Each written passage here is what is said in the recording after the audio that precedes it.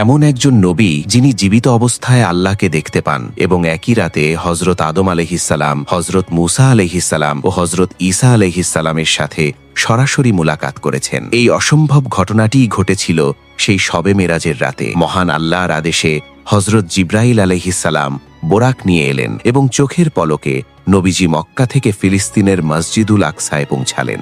সেখানে আগে থেকেই অপেক্ষায় ছিলেন লক্ষাধিক নবী রাসূল। এক বিস্ময়কর দৃশ্য, যেখানে আমাদের নবীজি সবার ইমাম হয়ে নামাজ পড়ালেন। এরপর শুরু হলো মহাকাশে যাত্রা এবং ৭ আসমান পার হয়ে তিনি পৌঁছালেন সিদরাতুল মুনতাহায়। সেখানে হজরত জিব্রাইল আলাইহিসসালাম থেমে গেলেন, কিন্তু নবীজি সামনে এগিয়ে গেলেন।